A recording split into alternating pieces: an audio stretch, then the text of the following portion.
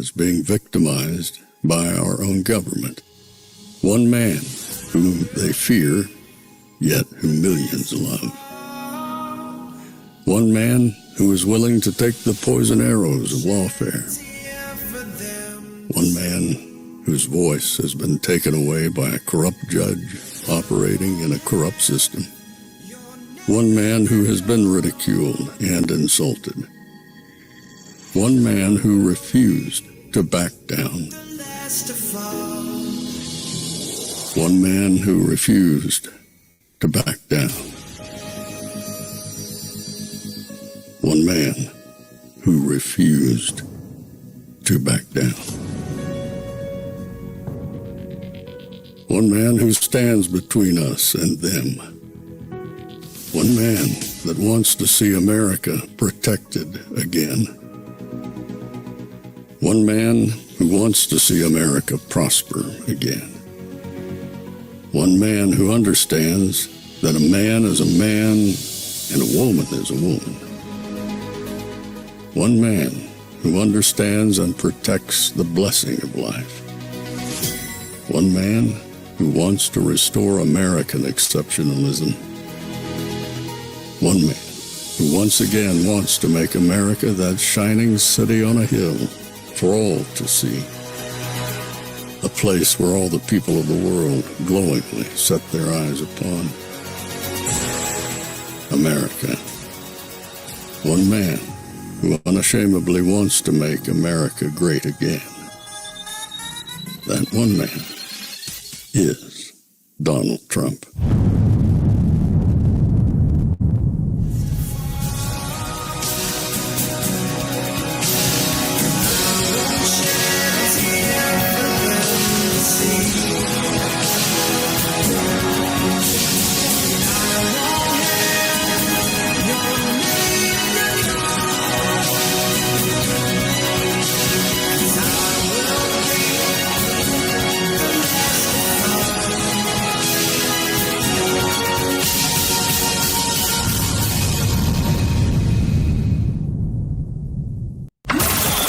This is Fanfare with Barry Cunningham.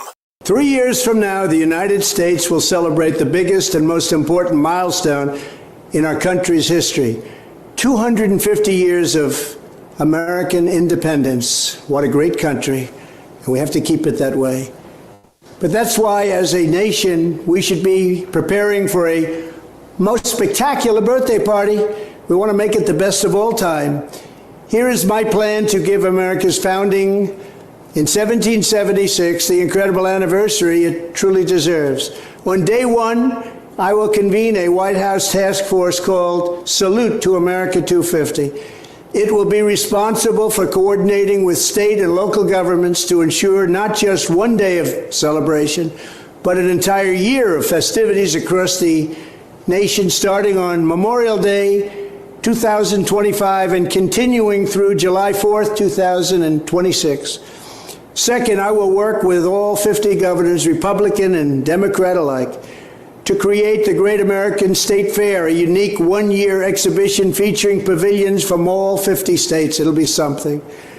The Great American State Fair will showcase the glory of every state in the Union, promote pride in our history, and put forth innovative visions for America's future.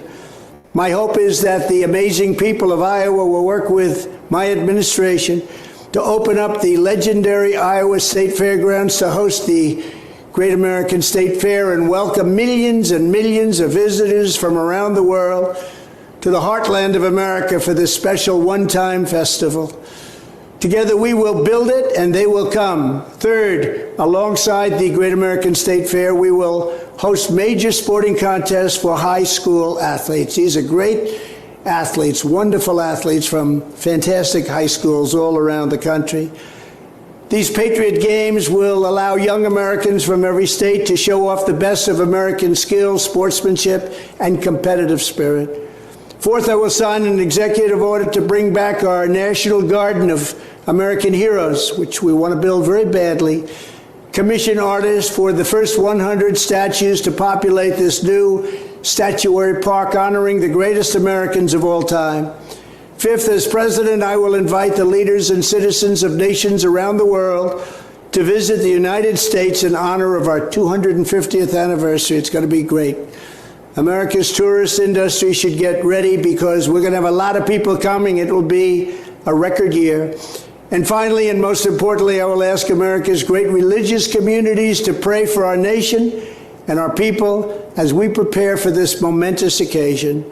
From the very beginning, America has been a country sustained and strengthened by prayer and by our communities of faith. As we chart a course toward the next 250 years, let us come together and rededicate ourselves as one nation under God. Thank you.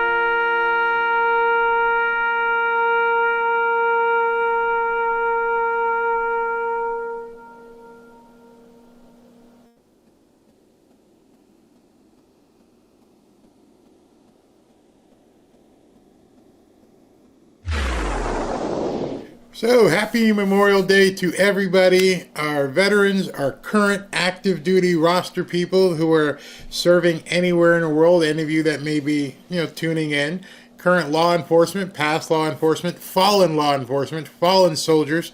Happy Memorial Day to all of you, and also to each and any of you who has a military or law enforcement person in your family. There was a time when, but my dad served back in the day, and I wanted to show this to you because that's him. That's him when he was jumping out of airplanes. Crazy guy. Actually, absolute crazy man. And I dug this up because every Memorial Day and Veterans Day, I talk about my dad. And the thing what's really funny is, no, he did not die in action. So it's not a memorial in that regard, but I understood what he stand for. And I remember writing this on Instagram years ago. And I went, here's a man, an immigrant, a legal immigrant who came through the front door with his family, who realized, you know what? I love this place called America. I'm going to defend her. And here's a man who didn't need a hyphen.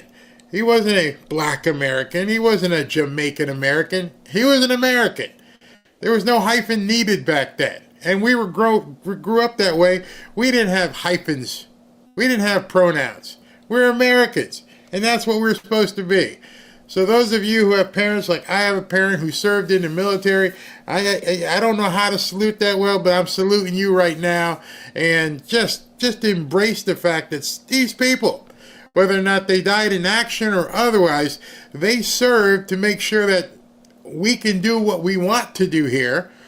But somehow that's been, they're encroaching on us on a daily basis, trying to make it not work for us. Everything from our language and what we can say and how we can say it. That's not what my dad was in the Army for. He wasn't in the Army to help stifle people. And I'm pretty sure your relatives weren't in the Army to make things worse for America. The whole idea was to make things better for America, to protect her, to protect what she stood for, protect what that flag was for. What we all pledged allegiance to as we were growing up. Every single one of us watching this video remembers what going to school every morning and pledging allegiance to that flag, what it meant. At first maybe we didn't understand. We were just, repeating a mantra. And then we got to understand what it meant. We have the opportunity here in America to do what we want to do, to be who we want to be, not who they want us to be. Something changed, or rather, something broke. something definitely broke along the way. And I'm going to dig into that a little bit more here in a second, but I've got to go ahead and talk to you real quick about one of our partners here, and that's Brightcore. As you can see, Kimchi. There's a war happening right now, and it's probably not where you think. It's in your gut. A battle between good and bad bacteria can determine your health. Kimchi One from Brightcore Nutrition is the fermented superfood your body needs to arm the good guys with the right weapons to defeat the bad actors once for all. Containing over 900 strains of beneficial bacteria in each capsule, Kimchi One supports healthy digestion, fortifies your immune system, and helps detoxify your body. Kimchi also has been shown to reduce risk of obesity and promote smaller waistlines by curbing your appetite and naturally boosting your metabolism. Today you can get an exclusive offer by clicking the link below and just use the code BARRY for 25% off your entire order. Or for an even better deal, and they prefer, give my friends at Brightcore an actual call. I can't call them today, I don't think. But you'll get 50% off your order and free shipping. Give them a call at 888-418-6738. And I've got to also tell you about, and then we'll get on with the show. Hold on one second. This right here. You're going to want to give, this is great coffee. My schedule over this past weekend was crazy. I mean, Ashley and her husband, Justin's his name, had to get on an airplane at 7 o'clock this morning, which means we all had to get up at like 4:30 to make sure everything was ready, that the driver was here, that they could get to the airport. 4:30. So I've been up since 4:15 this morning. And I still feel energized. Maybe because we had such a great time over this weekend, but maybe it could be because of 1775 Coffee. 1775 Coffee is giving away free starter kits loaded with premium coffee and gear. While coffee prices have jumped over 30% this year, 1775's Coffee is out here launching freebies like someone left the marketing team unsupervised. But it's only live while quantities last. You get 3 bags of coffee, 2 16 ounces of your choice, dark or medium, plus their longevity blend infused with anti-aging CAAKG, clinically proven to reduce biological age. Translation, it turns out the Fountain of Youth comes in 16 ounces and doesn't taste like kale. You cover 2 bags, 1775 covers the rest. There's a full 16-ounce bag of coffee, plus premium gear, a matte black tumbler, a frother, a gold scoop, or reusable K-cup filter, whole bean, ground, or pods. Your call. Choose whatever you want. Start your day with coffee that backs your values, clears your head, fires you up, and makes you feel like yourself again. Go to 1775coffee.com/Barry and grab your free starter kit before someone realizes that this was a terrible business decision. 1775coffee/Barry. All right. Let's get into tonight. First, I'm going to tell you what we're going to do. I got some things I want to go over with you because President Trump was on fire today. Even before he went and gave his speech, President Trump was on fire on Truth Social, and he wasn't pulling any punches. None whatsoever. And I loved it. Then I'm going to also talk to you, actually show you the speeches that President Trump, J.D. Vance, and Pete Hegseth gave today in commemorating Memorial Day. And then we're going to do the Rumble Jump Over tonight. When we do the Jump Over, I got some really, really, really good music. And I've got the ladies from Flip Chicago Red who will be back here because their mayor is crazy over there. And last time, as you know, there was some technical difficulties with one of the ladies. Hopefully, God willing, that doesn't happen at this point, and we can have a really good conversation with both of them instead of just one of them. But before I begin, I want to tell you, I want to thank you guys for tuning in. Everything that you guys do allows me to, when I detach and spend some time away from this camera and these lights, it feels so good to do so. And you guys basically allow me to do that. I don't know if you guys had seen this, but I had posted this, and I had to put it back up today. Yeah, Ashley's helping me hold it. But I got the big catch. I got the big catch. Justin got a smaller one, and then Robin's got a barracuda. He's dead, so she's not risking anything. But I got the big one, big old king mackerel. Loved it very much. And then we went out to dinner like every single night. And then my two ladies, this is why I do what I do. The smiles on their faces, that's what makes me do this. It's not money. It's definitely not prestige. It's nothing but seeing these two smile. I mean, that means everything in the world to me. I will do 2 shows a day, 6 days, 5 or 6 days a week. I will push myself. I will jump in there, long as those two keep smiling. And that's what I think family is supposed to be. Family and understanding you only have a short time on this planet, and make the best of it. Enjoy it, and just go for it. Loved it. Thank you very much. And you can tell I'm recharged. I'm ready to go. We didn't have a spare moment the entire time that she and her husband were here, but I got some good sleep until 4:30 this morning. Threw down some 1775 coffee, and then just spent the day looking at some of the craziness that's been going on. Speaking of craziness, I just wanted to take a minute on Memorial Day of all days, and think about those people in England in your prayers, who again had some idiot mow down a bunch of people in a car. There's no excuse for that, and there should be no problem getting rid of that guy who did that. I don't want to hear any excuses. If you've seen the videos, I can't show them here, nor would I want to. I don't want to show a video of some guy mowing down a bunch of innocent people, but I guess the only thing we have to realize is be careful when you're out there at a street festival or something. Make sure wherever you are that the police have the entrances blockaded so some nut just couldn't come and drive down. That's disgusting. All right, so I told you President Trump was out here going crazy. So you're gonna love this one. I mean, this is. I know he must write all his own stuff, because this one that he wrote here was kind of hard. All right, here we go. Happy Memorial Day to all, including the scum that spent the last 4 years trying to destroy our country through warped radical left minds who allowed 21 million people to illegally enter our country, many of them being criminals and the mentally insane, through an open border that only an incompetent president would approve, and through judges who are on a mission to keep murderers, drug dealers, gang members, and release prisoners from all over the world in our country so they can do it all over again. Which makes no sense why these Democrats are pushing and advocating for these criminals. All protected by these USA-hating judges who suffer from an ideology that is sick and very dangerous for our country.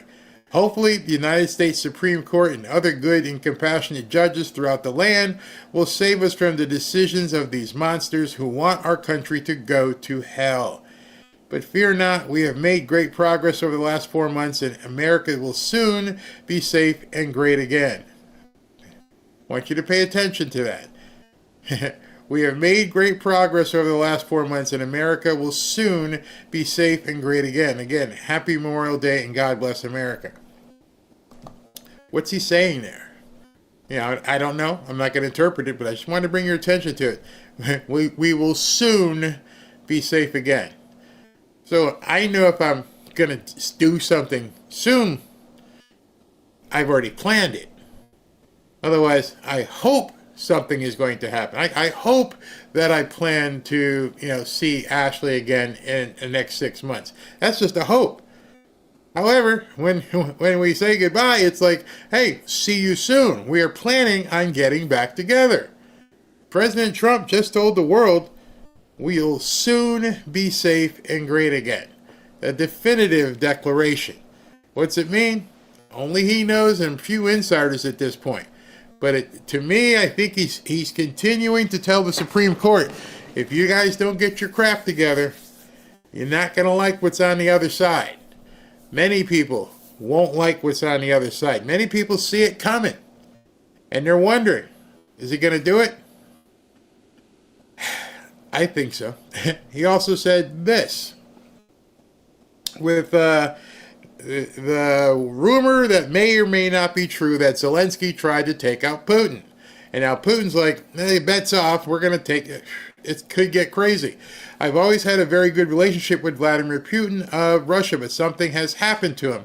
He has gone absolutely crazy. He is needlessly killing a lot of people, and I'm not just talking about soldiers. Missiles and drones are being shot into cities in Ukraine for no reason whatsoever. I've always said that he wants all of Ukraine, not just a piece of it. And maybe that's proving to be right, but if he does, it will lead to the downfall of Russia. Likewise, Zelensky is doing his country no favors by talking the way he does. Everything out of his mouth causes problems. I don't like it, and it better stop. This is a war that would never have started if I were president. This is Zelensky's, Putin's, and Biden's war, not Trump's. I am only helping to put out the big and ugly fires that have been started through gross incompetence and hatred. Obviously, your president knows more than he's saying. He's not going to tell you what he knows. The entirety of that post may be a complete smokescreen. It may not be intended for us. When he says something like, what did it say? He has gone absolutely crazy in big letters. He's saying something to somebody. And so hopefully these guys can get to a table and get this all figured out relatively soon. But I just wanted to show you that, and I do not have an explanation. His next post that he put out here, this post is Sheriff Scott Jenkins, his wife Patricia, and their family have been dragged through hell by a corrupt and weaponized Biden DOJ. In fact, during his trial, when Sheriff Jenkins tried to offer exculpatory evidence to support himself, the Biden judge, Robert Ballou, refused to even allow the exculpatory evidence to come into play. It shut down, then it went on a tirade. As we've seen in federal, city, and state courts, radical left or liberal judges allow into evidence what they feel like, not what is mandated under Constitution and rules of evidence. This sheriff is a victim of an overzealous Biden Department of Justice and doesn't deserve to spend a single day in jail. He is a wonderful person who was persecuted by the radical left, quote, monsters, and left for dead. This is why, as President of the United States, see a fit to end his unfair sentence and grant Sheriff Jenkins a full and unconditional pardon. He will not be going to jail tomorrow, but instead will have a wonderful and productive life. I love that he issued that today. See, most of the news people are off until tomorrow. So it gets in there, it gets into the news cycle, it'll be buried, people won't say much about it. But, however, it did bring up or get to the attention of General Michael Flynn. General Michael Flynn, this is amazing, exactly the right person to pardon in order to demonstrate how cruel the DOJ weaponization was during the Biden administration. Congratulations to Ed Martin, the new weaponization pardon guy, and to Sheriff Scott Jenkins and his family. And Ed Martin says, thank you, President Trump. I am thrilled that Sheriff Jenkins is the first pardon since I became your pardon attorney. Congratulations, Sheriff Jenkins. Do great things and make us proud. The left's going to lose it. The left is going to be bonkers tomorrow. They're going to be bonkers for a couple reasons. Pretty much, if you check right now, I would bet that the markets are set to explode again tomorrow. And you're like, why are they about to explode? Yep, the futures market, which foretells what is going to happen when things open. As of right now, let me show this to you. Wait, I'm missing the Dow. Hold on. That's the S&P. Hold on. Okay, now you can see them all. The Dow is scheduled for a 399 plus open today. The market's obviously closed for the holiday. It opens tomorrow. So it says Dow futures rise 400 points after Trump announces an extension on the EU tariff. All right, so in case you weren't paying attention, you were at a barbecue, something was going on. President Trump just posted and said, you know what? I've talked to Ursula over there in the European Union, and she asked me for an extension, so we're going to bump the deadline to, I believe it's mid-July. They were supposed to go into effect, I believe, June 1st. So now it got bumped, and everybody gets happy, and they start spending money. One of the things that you should be looking at, and I've talked about this before, is how is it that what we do basically tells you what's going to happen in the rest of the world. If our country was so bad, if our people were so so bad, and Trump was so bad for the economy. He makes a statement. He puts out a true social, and boom, everything explodes. It tells you how everything is conditional upon the U.S. consumer. Everything he's doing is showing you right now and is exposing that these countries, even something like the Euros, they cannot exist unless America allows them to exist. They all are dependent upon your dollars. If there's anything you should have learned in the last couple months watching all this tariff stuff happen, is that he puts tariff on it, which makes it harder for them to sell, the market tanks. Why would the market tank? We're okay. We have options. Why would the market go down? Oh, because we're not funding these people over there. So every time you see this, what happens? People start saying, buy the dip. So the market went down. He makes a statement. Boom, it comes right up. And I keep telling you, millionaires are being made on an ongoing basis. You just need to read the signs. Read the signs. I was out to dinner and I saw that he had posted that. I'm like, okay, you know what to do. You know what's going to happen on Tuesday morning. And then I come back here and I look at what the futures are. And it's already up 400 points, the implied future. This is what they say it's going to open. If it's going to open 400 plus, it's probably going to go up, 600 or 700 throughout the day. Most people don't know to look for that. They don't understand the games being played. He's trying to explain it to you. He's trying to let you know on a very micro basis, hey, watch what happens. Learn how all these countries are completely dependent upon you. It's like the prettiest girl in the dance. They all want American consumers. And every time he pushes one of those buttons, they all freak out. Stock market goes down. Why would the stock market go down? Your money's still safe. Your money is still there. You're going to keep buying. You're going to go to the store. Nothing has changed other than the fact of he's making it harder for another country to access you. Then he goes, all right, kid, I'm going to pump the brakes. We're going to push the deadline. And all it goes comes right back. So you should be seeing this over and over and over. Forget what the people are saying on television. You can see it. Why would it just change? Because he's giving them access to the American consumer over and over and over. And it's going like this because he'll crank it off. Nope, you can't play here. And the market dies. All right, we'll let you guys come back in. Yay! And everybody just goes crazy. Because they want and need your money. Understand that. Understand how much power you have. No matter what you're hearing on television, no matter what you're hearing about Donald Trump, that's good news for you. That's why gas prices are going down. That's why food prices are going down. And they're manipulating things so hard to try and don't let Trump have all these wins. And that's why the interest rates are still high, because the Federal Reserve won't lower them. This thing is about to, and like he has said it, we're about to ride this rocket ship. Strap in, but understand, learn what to look for. As soon as you begin looking for this stuff, you're going to be better off in the long run understanding how all of this works. And there's a lot of money to be made. All right, what's the next thing he said? Because he's been busy. Okay, let's look at this one. We are still waiting for the foreign student list from Harvard so that we can determine, after ridiculous expenditure of billions of dollars, how many radicalized lunatics, troublemakers all, should not be let back into our country. Harvard is very slow in the presentation of these documents, and probably for good reason. The best thing Harvard has going for it is that they have shopped around and found the absolute best judge. But have no fear, the government will win. It will, in the end, win. Again, he's showing you, I'm not worried about this judge. We are going to win. We are going to shut the spigot off of Harvard. I would never think I would ever hear the day when Harvard is advocating for criminals. But that's the case. And they want billions of your dollars. It's always about your money. And then he posted this. This one was crazy. Hold on, let me get my mouse Where's the mouse? Okay.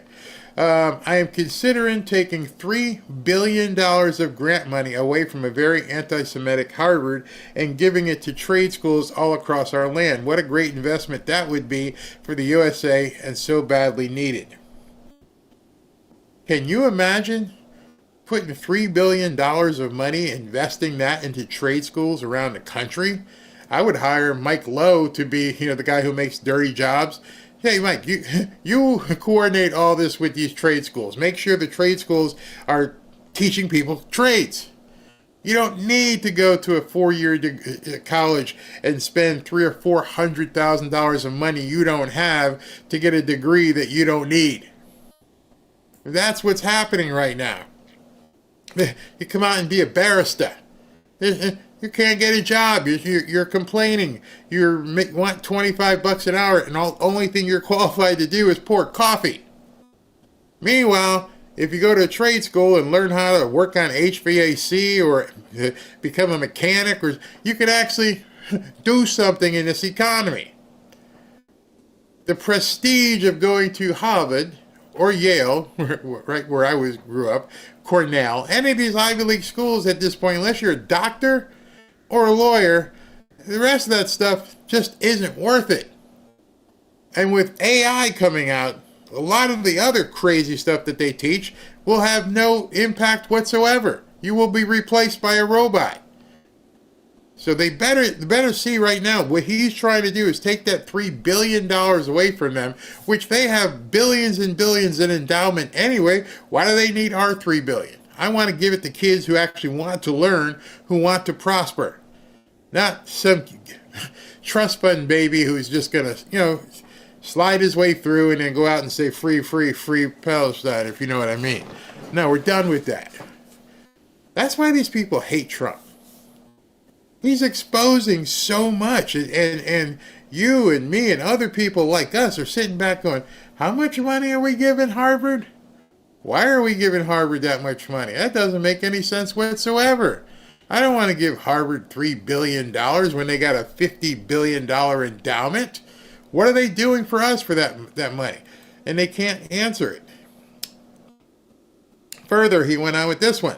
Our nation is staging one of the greatest and fastest comebacks in history. In just 4 short months, we are respected again, respected like never before. And just wait, with many trillions of dollars of investment in plants and factories, until you see the numbers on growth, this is indeed the golden age of America. The numbers are out of this world. It's hard for people to grasp that countries, in addition to companies, are coming in with trillions of dollars investing in America. Now, one of the things people are concerned about, but there's one thing to be concerned, and there's another thing to do something about that concern. And right now, the big concern that people have is AI. It's an unknown, and you're seeing trillions of dollars being put in AI, and it's scaring the hell out of people because they don't know anything about it. Nothing. And so, but instead of pushing back, you need to update your resume per se. You need to get in and start reading and understanding and using AI. You cannot just consider it a monster in the closet that you don't want to get involved in. If you don't want to get involved in, you may be usurped. And I mean that in a number of ways. You may become beholden to an AI agent, because AI agents are the next step once the AI is put in place.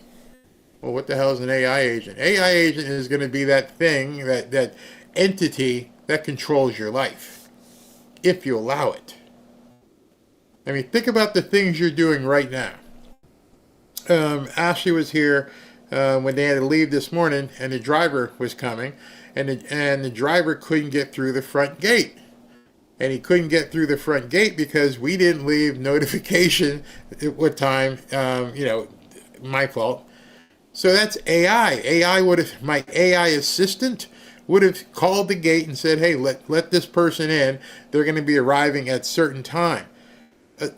You won't need a personal assistant. You enter in different information, and it's going to get done for you.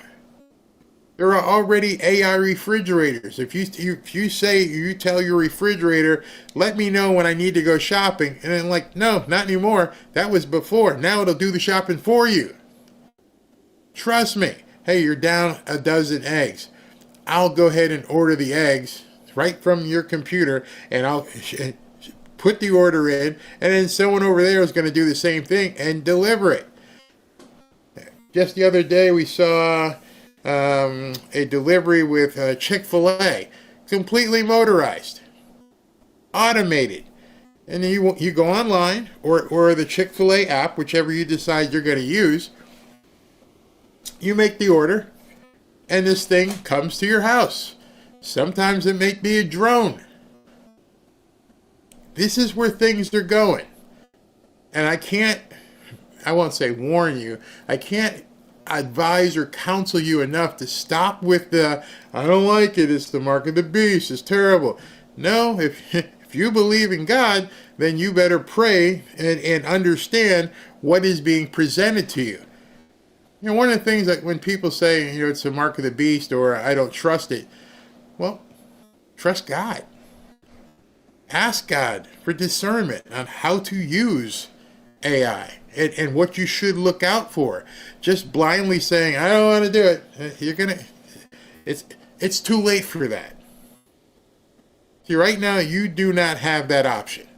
And so by saying, I'm just not going to use it, I'm not going to know anything about it, I don't want to get involved, it's too late. It is here. And it's not like it's going to slow down. All it's going to do is accelerate. If you're using Grok, you know what Grok's up to, like 3 point something in terms of the version that's happening right now. And every day it gets smarter. I don't know if you guys have been looking at Veo and the movies that can be made simply with a prompt. There is so much in your life that this can be used for the good. Yes, it can be used for bad as well, but you won't be able to recognize what's good or bad if you don't understand what it's doing. I'm not preaching at you. I'm trying to counsel you. Learn it. It's gonna basically be involved in everything from your prescriptions, to your shopping, to your education, to your television. It's already on your television. You probably don't even realize it. You log into Netflix. You log into YouTube TV. You log into Paramount or Peacock. And what's the first thing you see when you log in? Oh, here's some shows you're going to like. Oh, how do you know what kind of shows I like? Oh, we've been tracking you. And, you know, my little AI agent has said, oh, Barry, you like mobster movies. Okay, so I got this one you might like. And we notice you don't like to spend more than 90 minutes, so here's this one. Oh, you're not watching Robert De Niro anymore. Okay, so here's this one. What do you think that, how do you think that's happening? That's all AI. The algorithm that people keep using the word algorithm, that word is about to be outdated. Within the next 6 months, we won't be using algorithm as a word anymore. Because it won't be algorithm based, it will be AI based. And it will be AGI based, which is, you know, even smarter. So there's so many things happening in your life right now. Here's another one for you. I'm driving down the road and a warning comes on in the car. I'm like, what's wrong? It's like, hey man, you need to go check your tires. They're running fine. I don't know what you're talking about. And so I have to call the dealership because of the warranty. And like, come on in, it'll be real quick. And they go in and they check the pressure and do all this stuff. And what do? They reset the computer. And in the computer I get in, it says, please drive 3 or 4 miles and we will reset the warning. And so the warning's still on. I drive for 3 or 4 miles and the warning goes up. Hey, you're safe now. I didn't know I was unsafe. The car told me it wasn't safe. How did that happen? AI. It's going to permeate every aspect of your life. You want a prescription? It's going to tell you, what the doses should be, how often you should take it. The doctor will be prescribing it to an AGI, an AI-based agent. So all that being said, I just wanted to make sure you understood what was coming and then be prepared for it as it comes. Don't be afraid of the unknown. I think that's the biggest thing. And then lastly, President Trump said this. Countries from all over the world want to make trade deals with us. It's a beautiful thing to see. The good old USA will soon have tremendous growth and be stronger than ever before, which I completely agree. And part of that is the nuclear plants that he's going to be wanting to build. That's another thing. Educate yourself on. It's not like 3 Mile Island.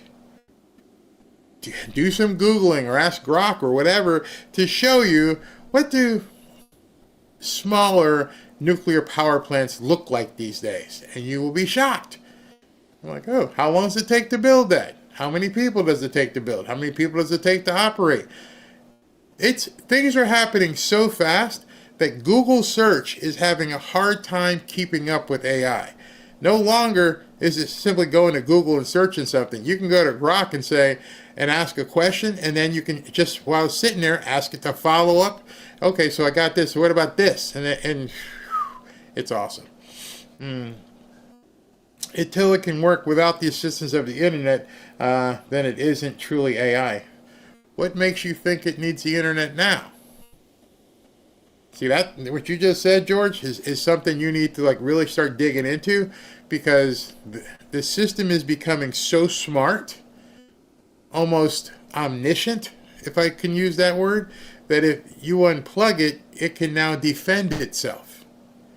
That's what they're testing right now. They're testing AI defense so that it can become basically unhackable, and if you try to kill it, it can't be killed. I've said it before many times. If you guys don't know where this is going, go back, 5 or 6 years ago and watch the series that was on CBS called Person of Interest. I can't recommend that enough for people who don't understand what AI is capable of. You need to go watch that series, because that thing foretold the future. It's crazy. 3 Mile Island is being fired back up after being shut down. I understand that Microsoft bought 3 Mile Island.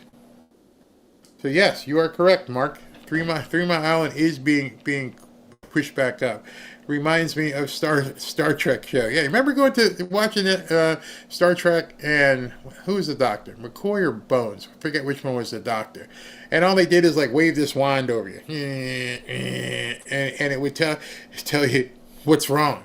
There are people out there saying right now that cancer will probably be cured by 2030. Within the next 4 or 5 years, cancer will be cured. Because AI is going to find out why. It's going to, unless of course the pharmaceutical companies want to blow it up or something, or start a war, which would be not far-fetched. But all this is happening. Demolition Man, yeah, that's a good one as well. McCoy is Bones. Okay, I didn't know which one McCoy is Bones. All right. Let's see. AI is capable. Where was it? AI is capable, and that's really weird. Taking over. Remember War Games? That was really a long time ago. And would you like to play a game? Thermonuclear war? Yeah, it's coming. It's coming. Yes, Person of Interest is an awesome series. You should watch that. It's really, really good. Jesus is coming sooner than people think. Yeah, you're probably right. You're probably right. Elon said he studied the safety of AI first. I believe that. People don't realize this has no boundaries. Let's see here. They already know the cure for cancer. Yep, War Games. So anyway, they are saying if we build one nuclear power plant, we'll be out of debt in 4 years. Which makes you realize that they've been trying to keep us in debt. And why Trump is pushing hard to win this AI. You notice how they call it? They call it an AI race, AI war. Because what's going to happen is whoever controls AI the best is going to be looking at potentially, dare I say, world domination. It's, again, I'm not going to be, I'm just trying to tell you what's happening.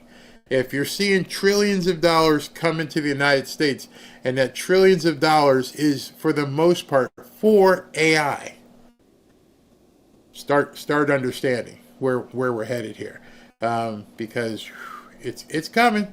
You can't stop it. No one can stop what is coming. Remember that? Yeah, remember that.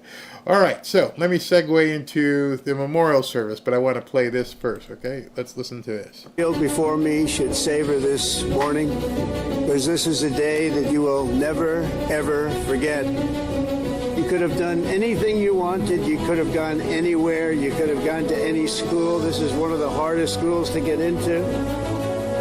Instead of sports teams and spreadsheets and software, you chose a life of service. The job of the U.S. Armed Forces is not to host drag shows, to transform foreign cultures, but to spread democracy to everybody around the world at the point of a gun. The military's job is to dominate any foe and annihilate any threat to America, anywhere, anytime. West Point cadets don't just have the brightest minds, you also have the bravest hearts and the noblest souls. You're amazing people. I could not be more proud to serve you as your commander-in-chief. Each of you continues down the same hallowed path walked by titans and legends of U.S. military law. America's Army has never failed us, and with leaders like the West Point class of 2025, the Army will never fail.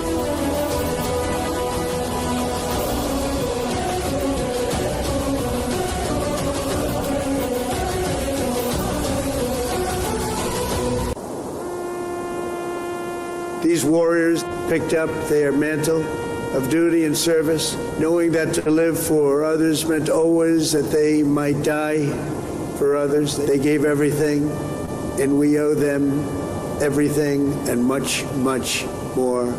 Every Gold Star family fights a battle long after the victory is won, and today we lift you up and we hold you high. Our debt to them is eternal, and it does not diminish with time. It only grows and grows and grows with each passing year.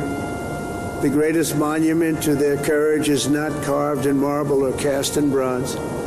It's all around us, an American nation, 325 million strong. Thank you, thank you, thank you for giving America the brightest light in your lives.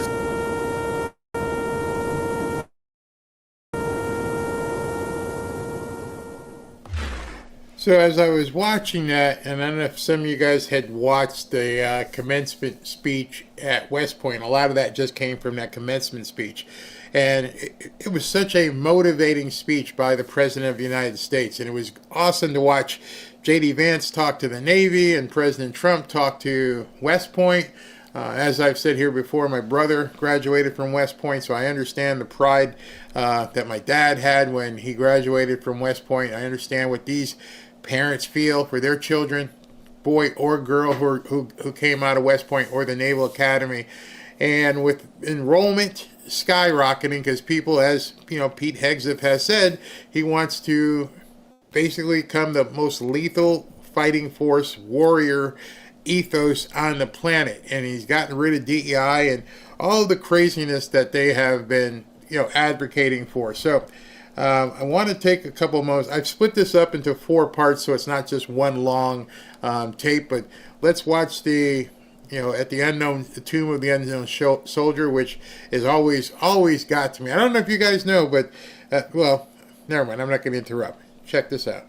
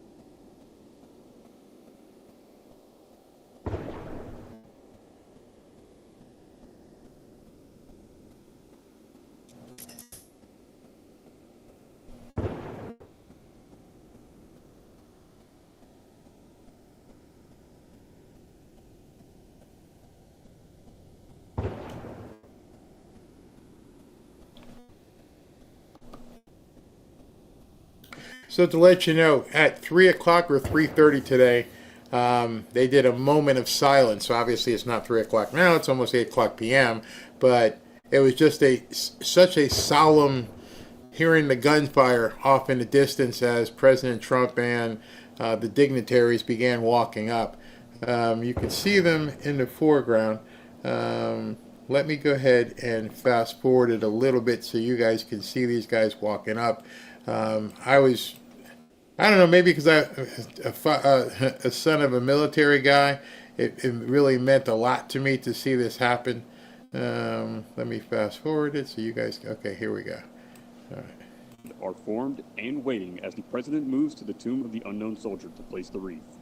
Ladies and gentlemen, please stand for the playing of the national anthem, the wreath laying, taps, and while the president observes a moment of silence.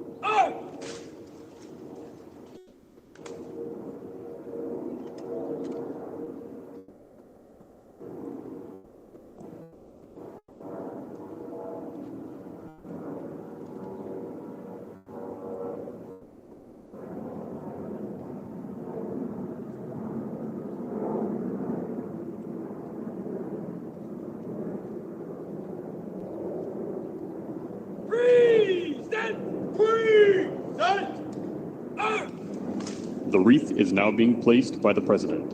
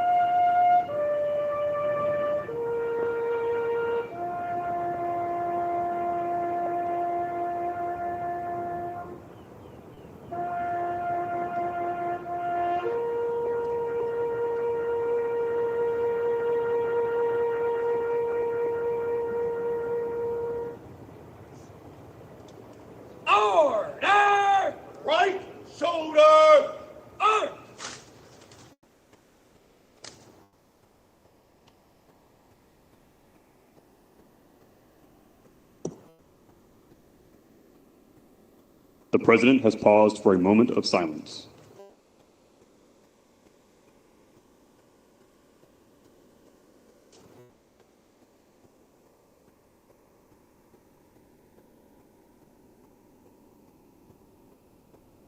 Please be seated.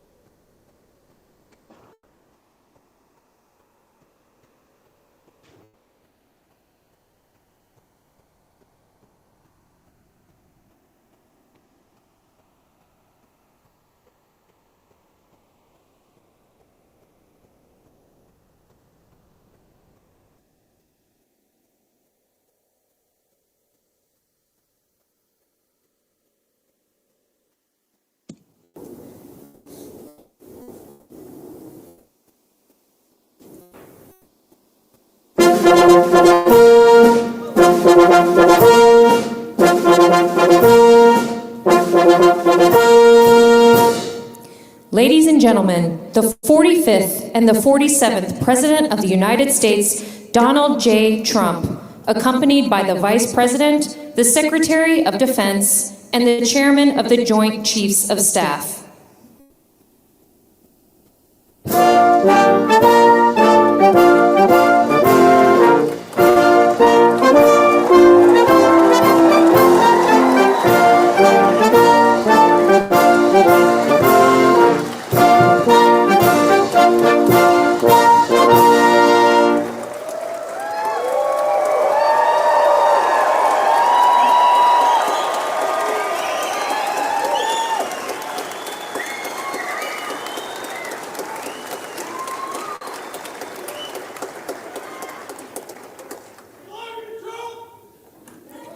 Ladies and gentlemen, Chaplain Colonel James D. Key, Command Chaplain, Joint Task Force, National Capital Region, and the U.S. Army Military District of Washington.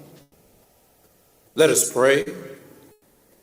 Dear God, as we gather here on Memorial Day at Arlington National Cemetery, we pause to remember and honor those who made the ultimate sacrifice in service to our great nation. Today, our hearts overflow with deep appreciation for the men and women who selflessly placed themselves in harm's way to safeguard the freedoms we hold so dear. Their courage, both seen and unseen, have shaped the fabric of our nation's history. With each step they took, they paved the way for a future defined by liberty and opportunity. And so, dear God, if you will allow us on this day, allow our heart to be full of gratitude, a gratitude that will echo through the heavens, a chorus of adoration that spans generations. Grant us the wisdom to not only recognize their commitment to service, but give us the capacity to live lives worthy of their efforts. And finally, dear God, may we find a certain level of solace and peace in the knowledge that their precious memory lives on in the hearts and minds of all Americans. For it is in your mighty and holy name we pray, and we all say together, amen and amen. Please remain standing and join the United States Marine Band and Staff Sergeant Hannah Davis in the singing of our national anthem.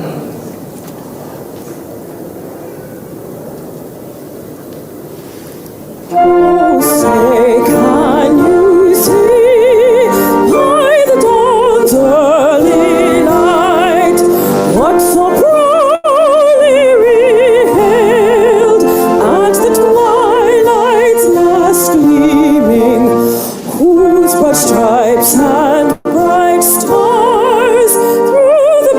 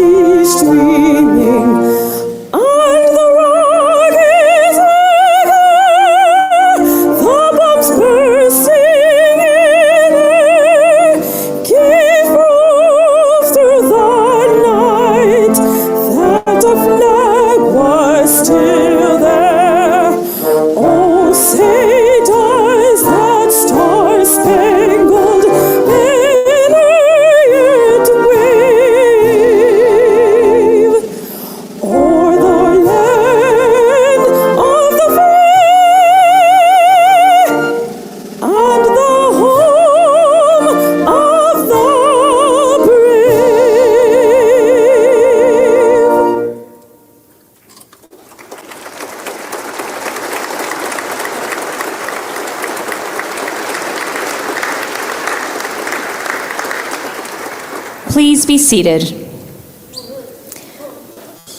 Ladies and gentlemen, General Dan Kane.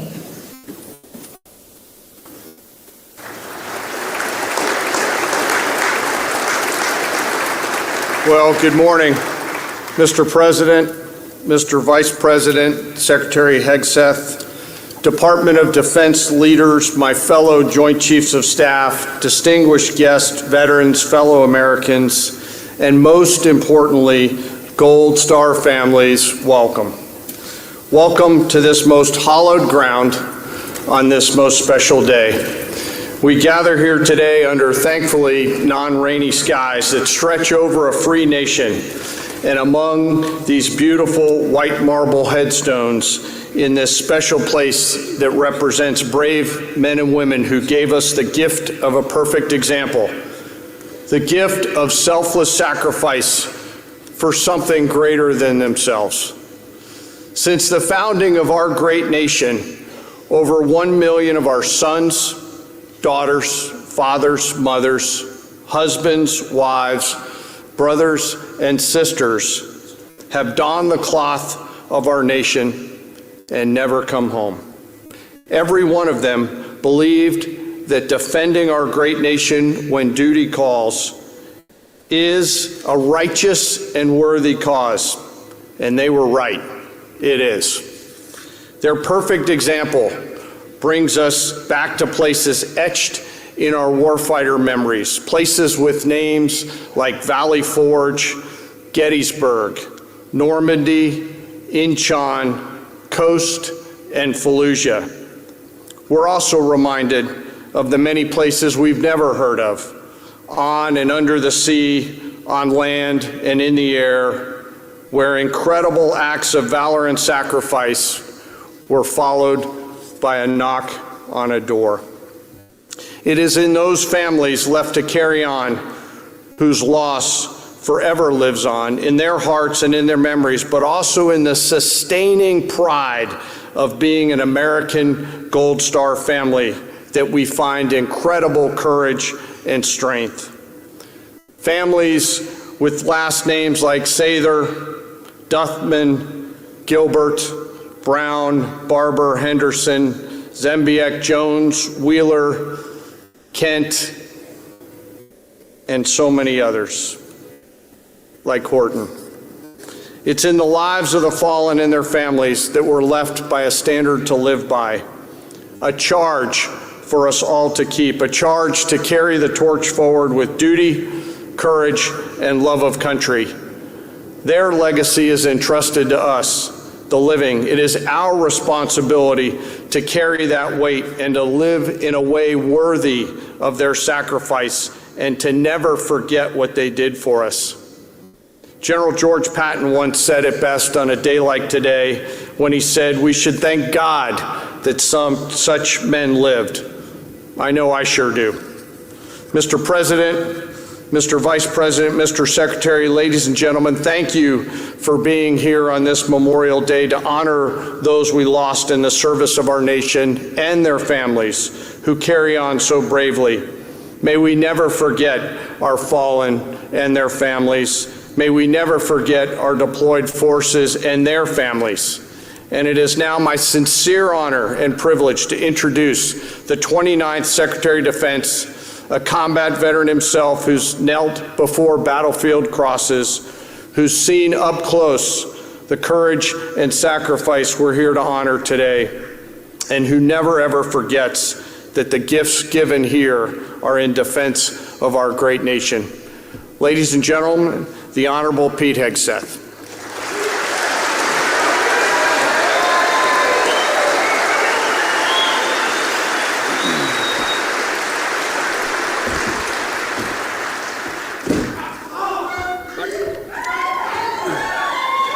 Roxanne, President Trump, Vice President Vance, Chairman Kane, Gold Star families.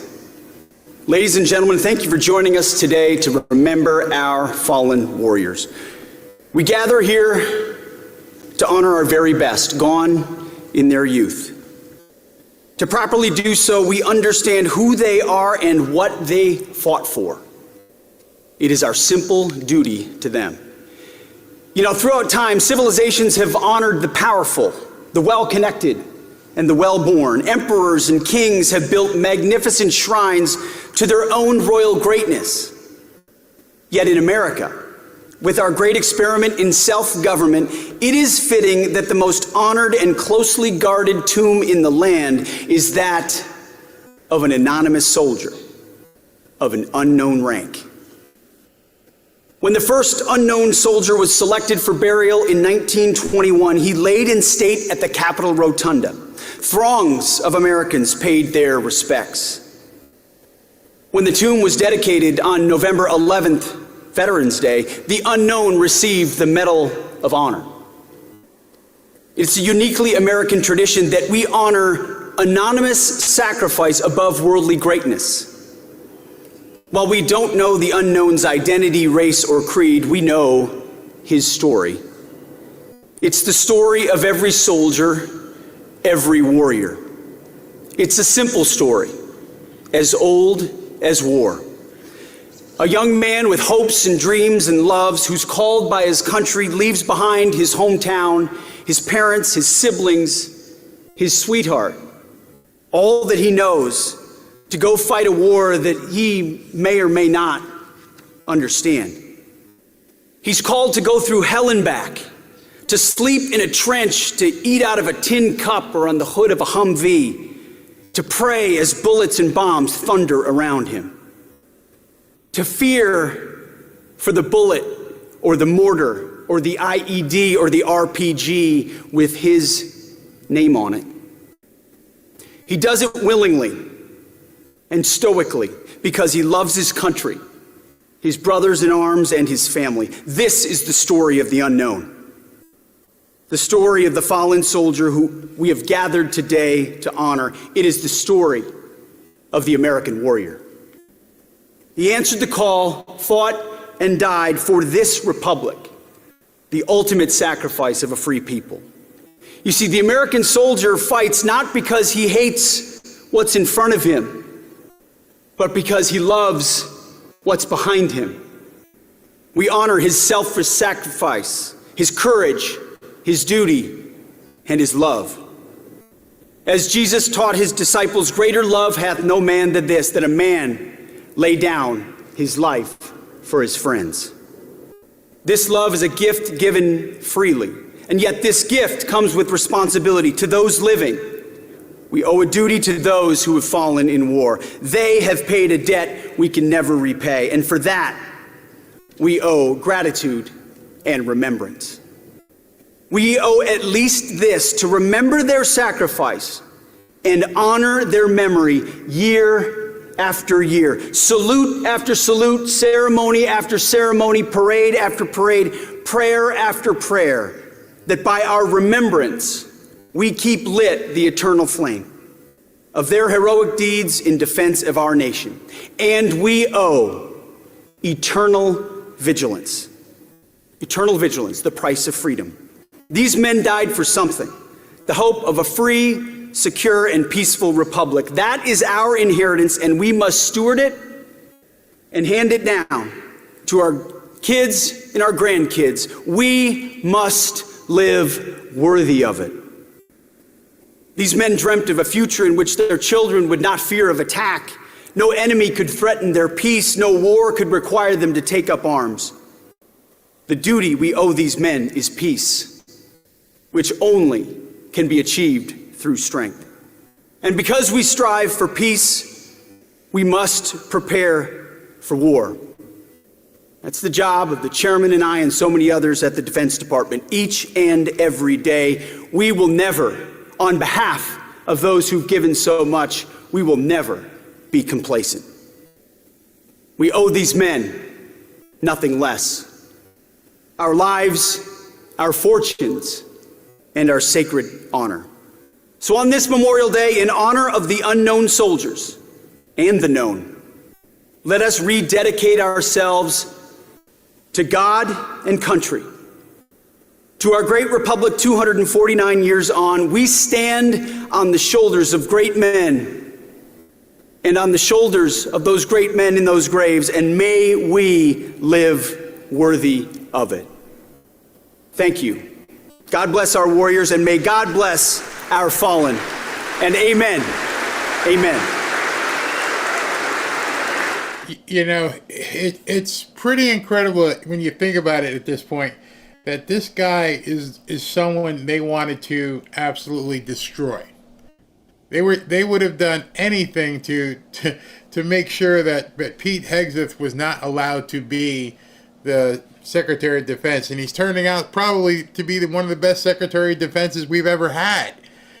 And all they could do is besmirch this man's character and say he was a drinker and he was hanging out with women and cheating on his wife and yada, yada, yada. But they never could question his heart, his patriotism. What was this man like inside? And that was a problem, I think, that they tried to do with everybody, with judges. And they try to attack you and call you a bad person when they're some of the worst people walking in the United States at this point. So, want to go ahead and continue here. Pete Hegseth just finished. Let's jump in here.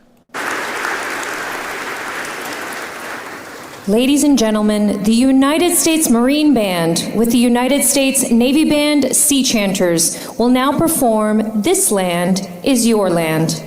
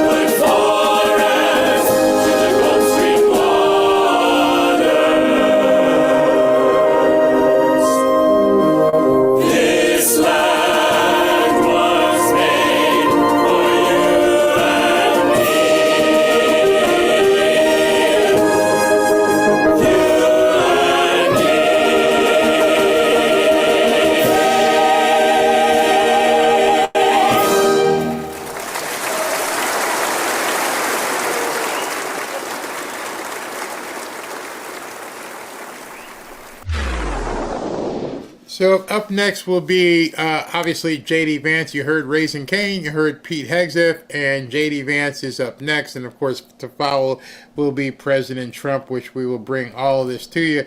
So I see some of you guys saying the network wouldn't show this. I believe Fox did show most of it, if not all of it. The other ones, forget about it. Nope, they don't want people. Patriotism? Patriotism is a bad word. To them, being a patriotic American is something that is to be shunned. They don't want you. They don't want you to feel this way like most of us are feeling right now.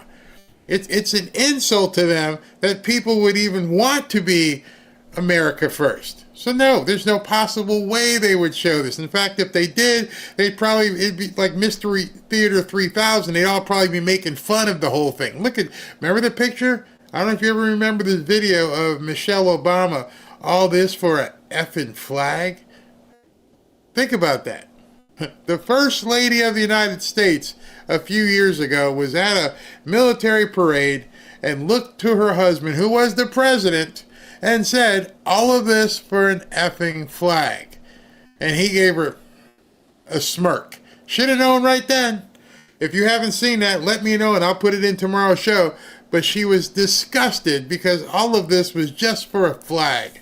Man, it just makes me icky. Completely just want to scream and throw up. So anyway, guys, I want to show you real quick about the Trump red knife. Many of you guys have done it.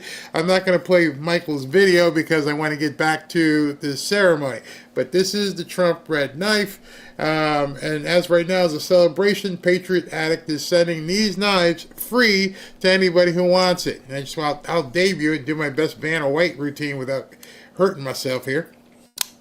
This is the Trump knife. It is very sturdy, very, very sharp. Got some good weight to it. You can see the size of the knife here because I've got very big hands. And it's a big knife. It's got a way to flip it out there, but B. Michael showed you guys how to do that. I'm just not that good with knives in terms of being able to make it move. It also has a notch so you can break the window, and it also has a seatbelt cutter right there. So Robin has hers, which came in handy with the fishing over the weekend, so that was very, very good. All you got to do is scan the QR code right here to get it, or go to berryknife.com. It's free. This knife retails for normally around $70. You can get it for free, just pay shipping for like $13.99 or $12.99. It's free. They're doing this to say thank you for supporting President Trump and being a part of this moment in history. Again, scan the QR code to right over here. I think it's to my right. Or visit berryknife.com to apply your 100% off coupon and claim your Trump knife today before they're all gone. That's it. That's all you got to do is just go to the QR code or go to berryknife.com. That being said, let's get back to the video. Ladies and gentlemen, Vice President J.D. Vance.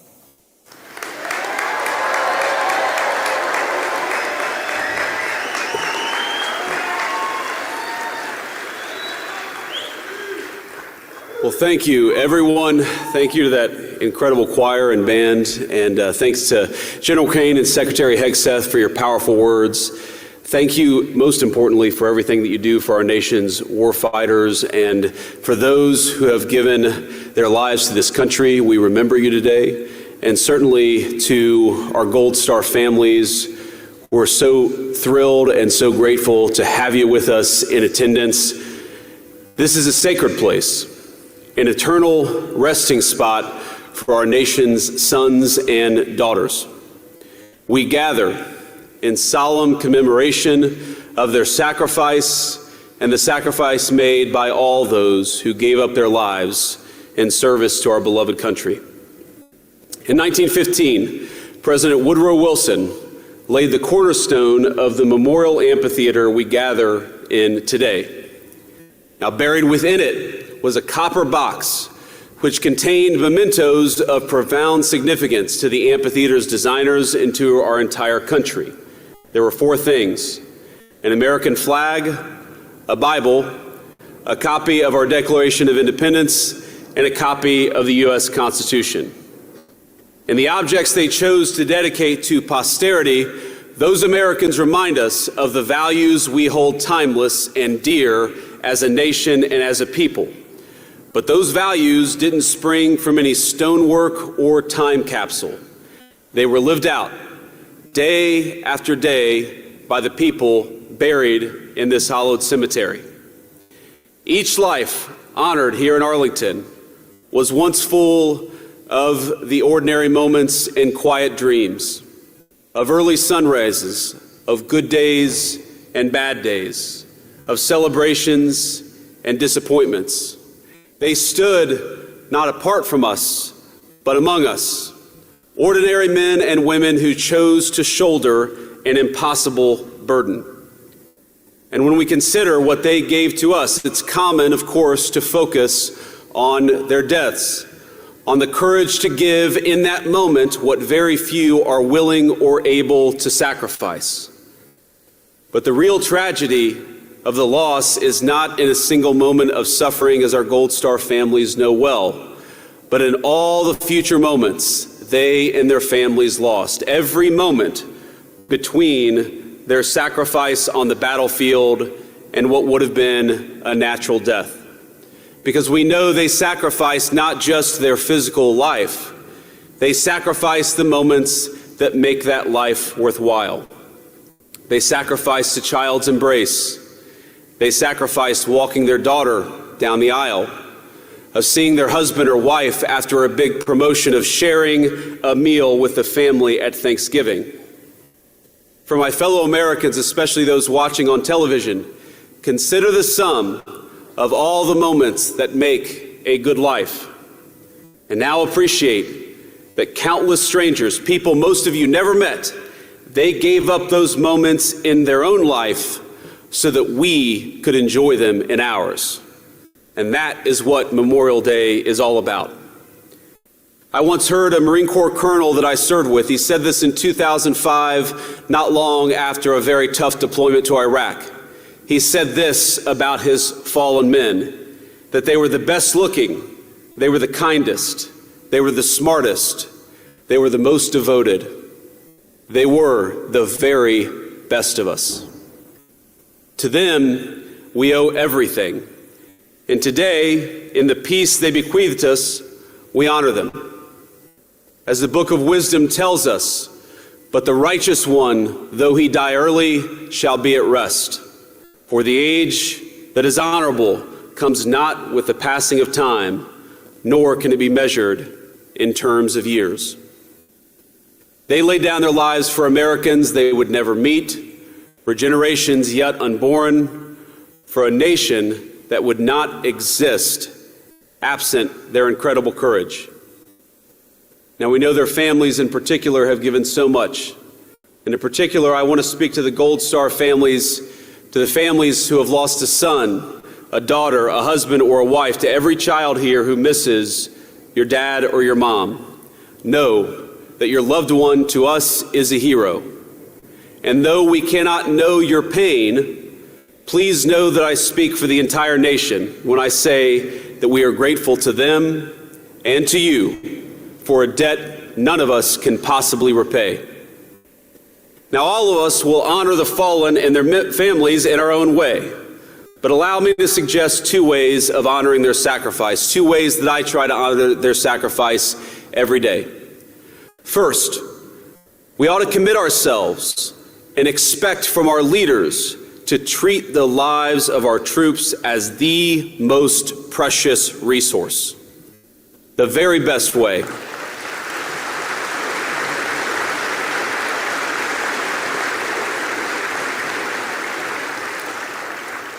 The very best way to honor the fallen is to only ask the next generation to make the ultimate sacrifice when they absolutely must. We must be cautious in sending our people to war.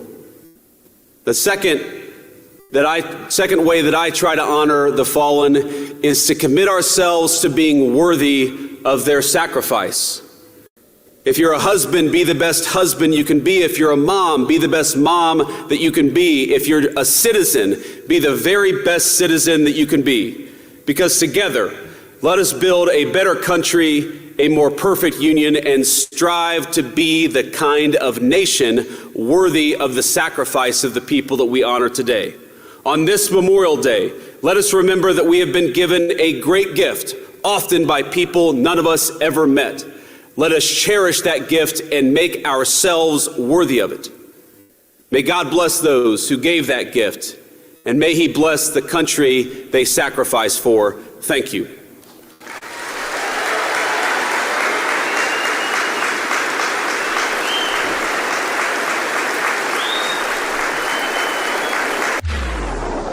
In case you wonder, in case some libnut says, people didn't even show up, look at all the empty seats. That's where the band sits, and not a whole lot of people want to sit in front of a trumpet. So they need to chill with that. The place was packed. People were there ready for President Trump. I'm just going to jump right to President Trump, not going to waste any time. And now, without further ado, let me please introduce your president, the people's president, the president who knows what these men and women, what they sacrificed for, and who honors them every single day and the job that he does, President Trump.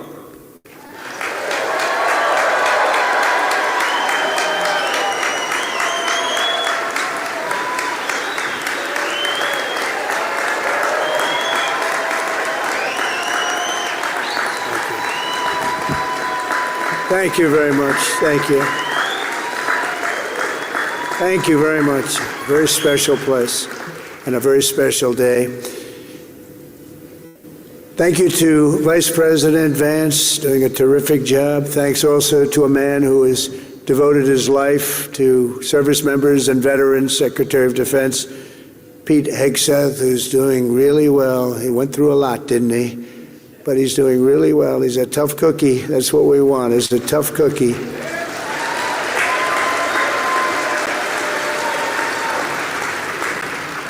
And we're grateful to be joined as well by Chairman Kaine, terrific military person, members of the Cabinet, members of Congress, members of the United States Armed Forces, veterans, and many other distinguished guests. We gather today to honor the incredible service members who rest in glory in this cemetery and burial grounds around the world and in 1,000 lonely places known only to God. In every hour of peril, in every moment of crisis, American warriors have left behind the blessings of home and family to answer their nation's call.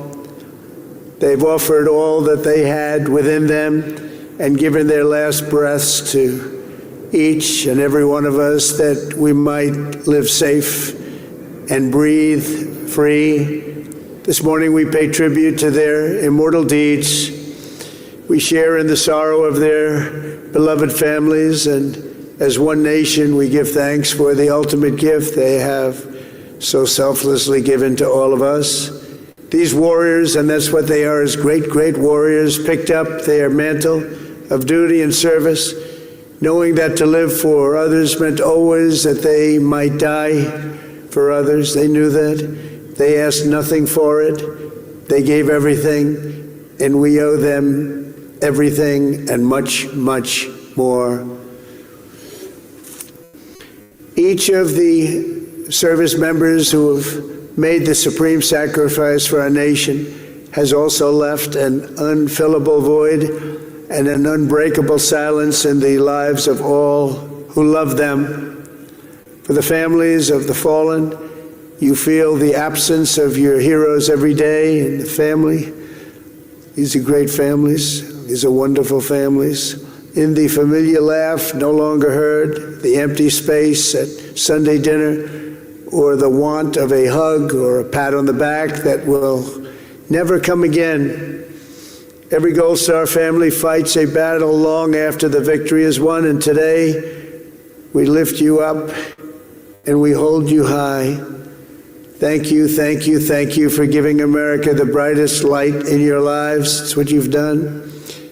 We will never, ever forget our fallen heroes, and we will never forget our debt to you. This Memorial Day is especially significant as we commemorate 250 years since the first American patriots fell on the field of battle.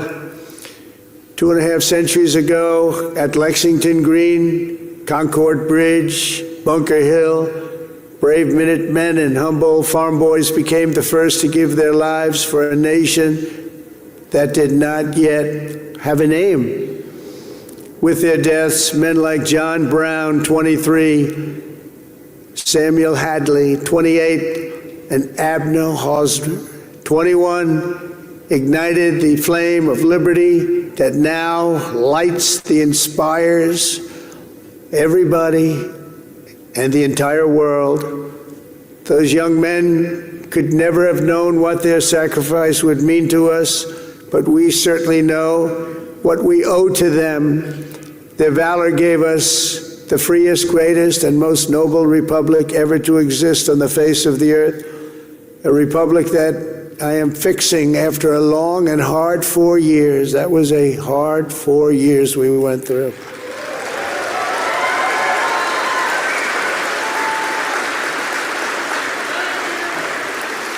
Who would let that happen?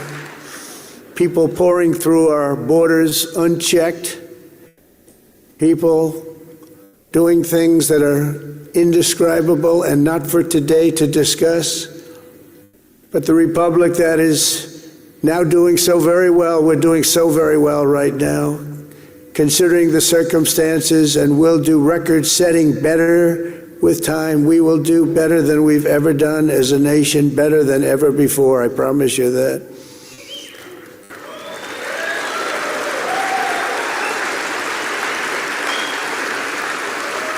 In every generation since, at Trenton and Yorktown, at Vicksburg and Shiloh, and in faraway places with names like Chateau Terrari, Anzio, Iwo Jima, Quezon, Kandahar, really just a few chosen names, and these are names that have become so important on the altar of freedom.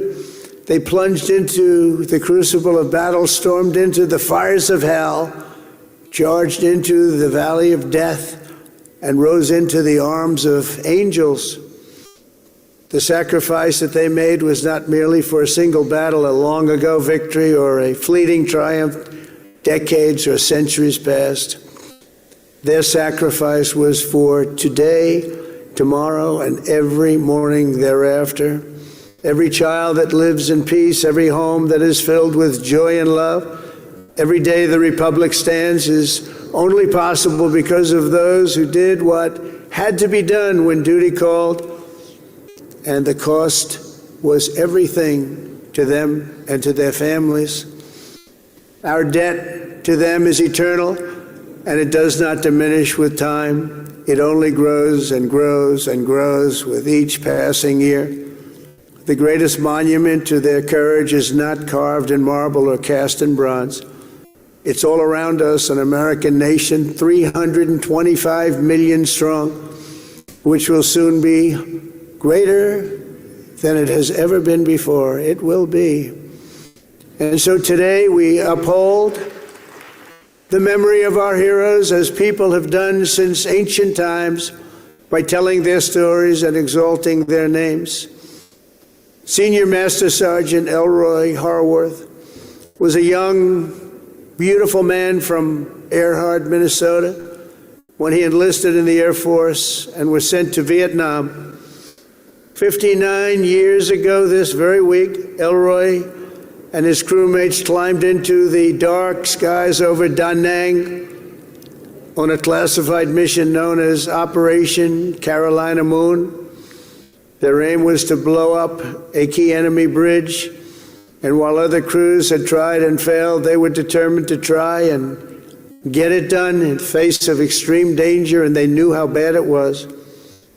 As their C-130 closed in on its target, and Elroy jockeyed his 5,000 pounds of explosives into position, the aircraft came under unbelievably intense fire. They'd never seen anything like it.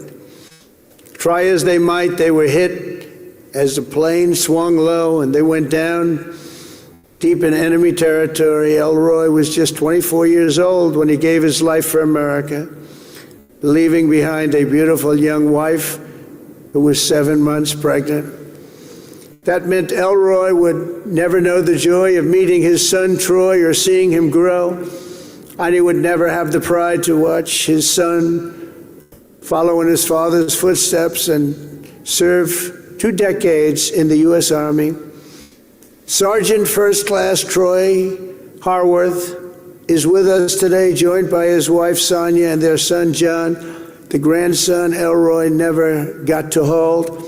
Thank you, Troy, and thank you, John, and above all, thank you, Elroy. Thank you very much. Please stand up. Thank you, wherever you may be.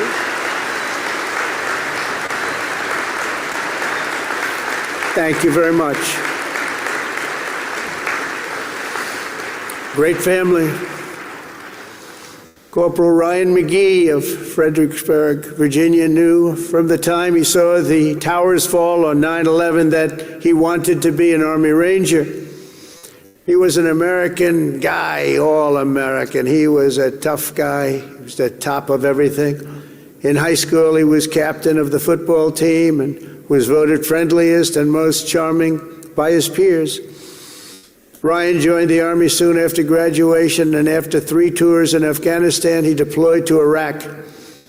He and his unit were tasked with hunting down a weapon facilitator and a suicide bomber cell near Baghdad, a vicious, vicious cell, killing many, many people. 16 years ago this month, they engaged the enemy in a firefight, and Ryan was mortally wounded. He gave his life at 21 years old, and today he rests until the end of time in the famed Section 60 here at Arlington, where we have buried our honored dead from the War on Terror. We are joined today by Ryan's mom, Sherry, and Sherry, all of America shares in your grief, and more importantly, we share in your pride and your wonderful son. And thank you so much for being here, Sherry. Please, Sherry.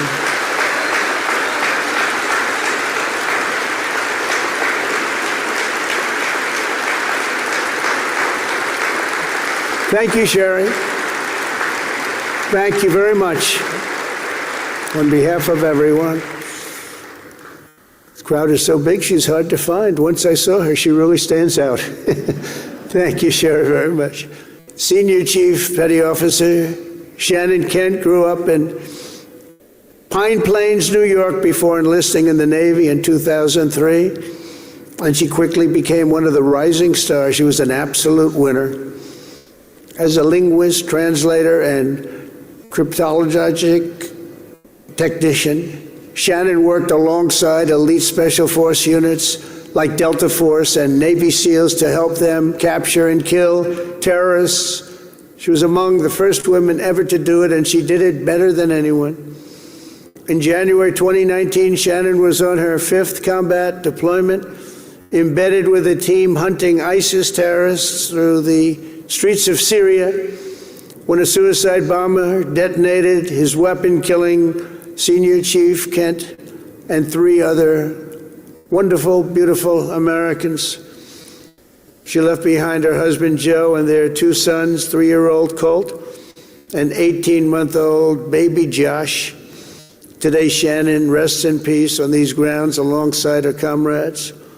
To her boys, Colt and Josh, who are here this morning, now aged 9 and 7, let me say your mom was a hero, and her love, her strength, and her spirit are always with us and always be with you. She loved her boys. To Joe, the boys, Shannon's parents, Mary and Stephen, and her sister Mariah, Shannon's name will live forever in the chronicles of true American patriots. I just want to thank you, and thank you so much for being here in honor of your magnificent family member. Stories like Shannon's, Ryan's, and Elroy's remind us of the real meaning of the day. And I want to just say, please stand up wherever you may be. The boys, I want to see those boys. Where are you?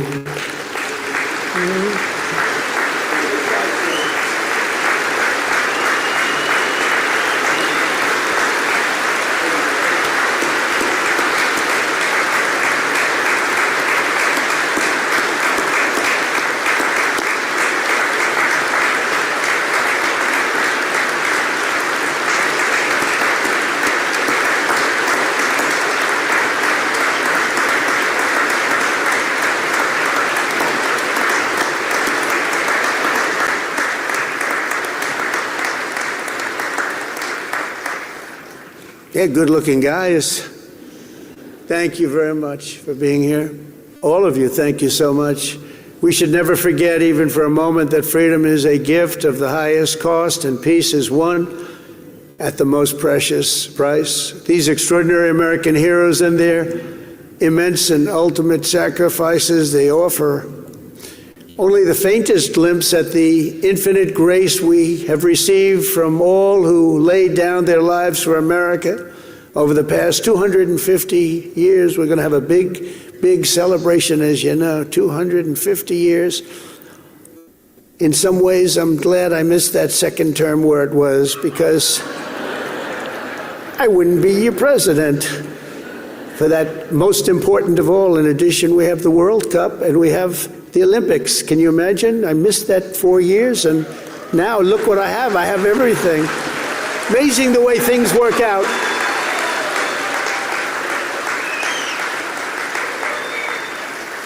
God did that. I believe that too. God did it. You know, I got the World Cup and I got the Olympics. The 250 years was not mine. I'd like to take credit for it. But I got the Olympics, I got the World Cup when I was president.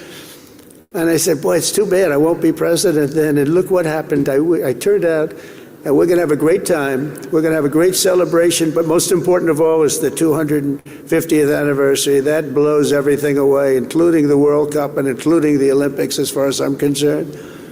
In any corner of the cemetery, at any resting place for our war dead, anywhere on earth, you'll find untold stories of equal heroism and heartbreak unmatched, patriotism and devotion and acts of selflessness and courage so enormous they defy comprehension. Most people can't even imagine it.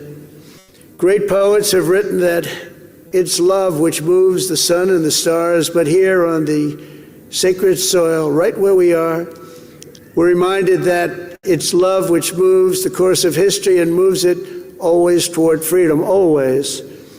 From Bunker Hill to Bastogne to Cantigny to Coral Sea, from Gettysburg to Guadalcanal and Concord to Kabul, America's best and America's bravest have fought, bled, and died so that we could pick up the torch of liberty, raise it high, high, high, and carry it onward to places they could never have dreamed of before. Today we honor their memory. We remember their gallantry. We just revere, in the highest sense, we just revere their incredible legacy. We salute them in their eternal and everlasting glory, and we continue our relentless pursuit of America's destiny as we make our nation stronger, prouder, freer, and greater than ever before. May God bless our fallen heroes. May God bless our Gold Star families. And may God bless the United States of America. Thank you very much, everybody. Great honor. Thank you.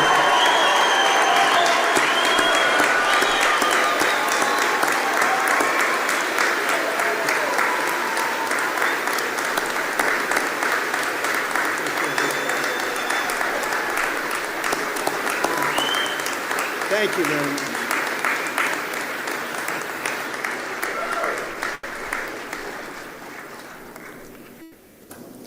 Ladies and gentlemen, please remain standing for the playing of taps and the benediction.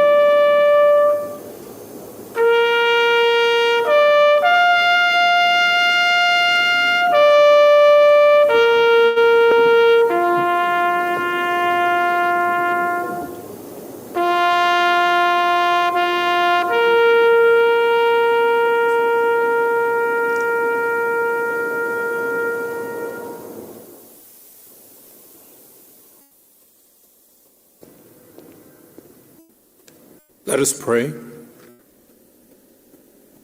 Dear God, as we prepare to leave this place, but not your presence, may we never forget the fallen, nor take for granted the liberties that they secured for us long ago. Help us to continue to honor their lives through our words and actions, carrying their spirit forward with love and kindness. And dear God, now, please, if you will, go in front of us to guide us. Be behind us, Lord, to catch us.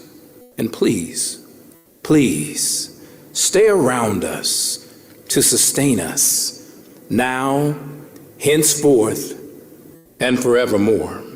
It is in your name we pray, and all say together on this Memorial Day, amen and amen.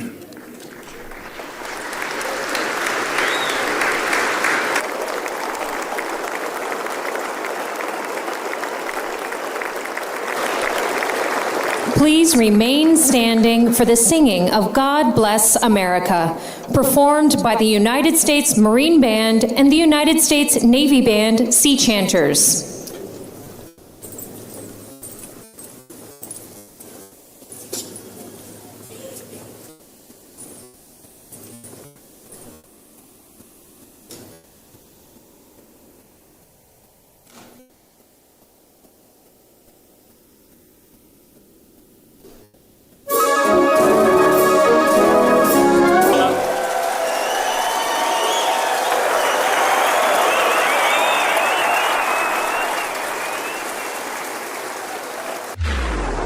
That was absolutely awesome. I'm glad you guys stuck around for it. So I've got the ladies from Chicago Flips Red. Hopefully they can stay for the whole time. We're running about 15-20 minutes late, so hopefully they can bring it. So here's what we're getting ready to do, everybody. Those of you guys who have been here before, you know we're getting ready to do the after party over on Rumble, because we're going to be talking about some things with the ladies from Chicago Flips Red, as well as, talking about some other news as well. I don't know how much time to have, but we got the normal stuff that we do. The music is a little bit somber today. The music, some of you guys may not know, but it's just listen to the words when you hear the music as we do the jump over. So let me go ahead and do super chats here before we jump over, so I don't forget anybody.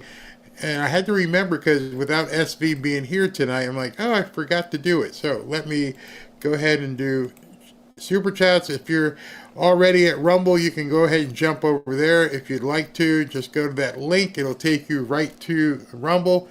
Hold on one second. Let me go ahead and get the right screen up here. And so I can do these super chats, and then you guys can join us on Rumble. We're going to have some fun tonight. All right.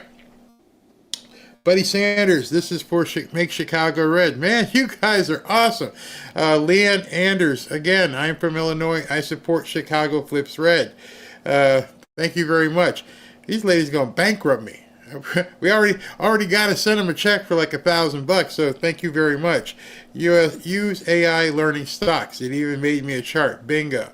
As of May 23rd, I completed my certification in artificial intelligence from Emory University. Good school. Good job. Dave Rutan, don't forget iRobot, and there's been a cure for cancer since the early 70s. Pharmaceutical companies are keeping it under wraps because profits are keeping people sick, not in getting cured. You're right. I believe you. Andrew DePazzo, thanks for going live today. I appreciate what you do. Keep rocking out. You should use the rock intro every now and then if you can. Miss those riffs. Okay. Andrew, again, God bless our veterans today, those who are alive and those who have fallen. I salute you. I believe AC/DC made a song about that. Thank you for your service, and thank you for your sacrifice. Tom Novo, Lord our God, please watch over and keep us safe in these troubled times. Amen. Tom Starkey, if you don't know what you're missing out on, you aren't missing out on anything at all. Ignorance is bliss for those intimidated by how technology is advancing. Well said. Tavarius, Barry, looks like she said, that they fold the flag. I'm MAGA, no negativity. No, yeah, everybody, including lip readers, said exactly what she said. Tilly Berry, would you happen to know why President Trump didn't wear a wedding ring? Nope, I don't know. Some people just don't wear wedding rings. That's their choice. Neo, happy Memorial Day, everyone. God bless America. Thank you, Barry, for sharing the celebration event. All righty.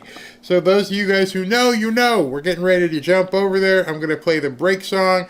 We got some intro music, and then the ladies from Chicago Flips Red have been very, very patient. So let me expedite things and get things going. See you on the other side real soon.